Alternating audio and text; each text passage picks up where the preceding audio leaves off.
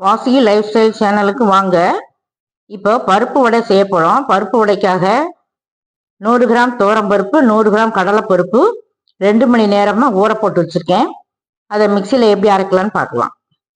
பருப்பில் நல்லா தண்ணி இருத்துட்டு ஜாரில் போட்டிருக்கேன். இஞ்சி துண்டு 2 வத்தல் போட்டு மிக்சியில் அரைச்சிக்கலாம்.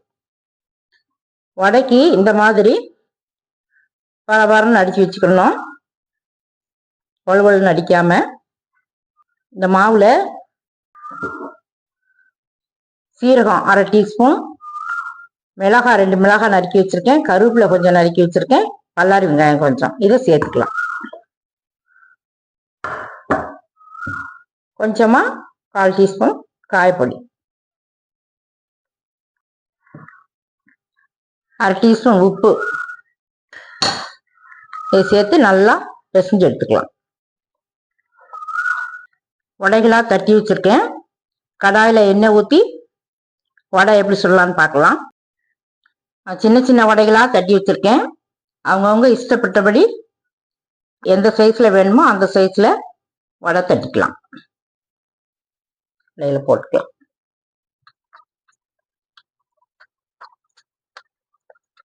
கொஞ்ச நேரம் வேக விட்டு பிரட்டி போட்டுக்கணும். ஒரு 2 நிமிஷமாவது வேகணும். வெந்த பிறகு பிரட்டி போட்டுக்கலாம். வடையில பிரட்டி விட்டுக்கலாம்.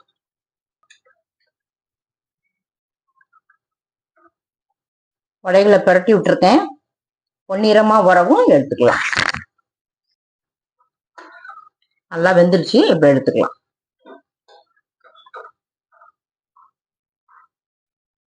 வடை சுட்டு எடுத்துட்டு வந்தாச்சு.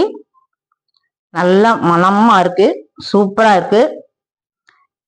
கடலைப்பருப்பு, துவரம்பருப்பு 2 பருப்பு வகைகளையும் சேர்ந்து இந்த வடையை சுட்டு பாருங்க. ரொம்ப மணமா இருக்கு. இந்த வடை செய்து சாப்பிட்டு பார்த்துட்டு சப்ஸ்கிரைப் பண்ணுங்க, பெல் பட்டன் ஆன் பண்ணுங்க, லைக் பண்ணுங்க.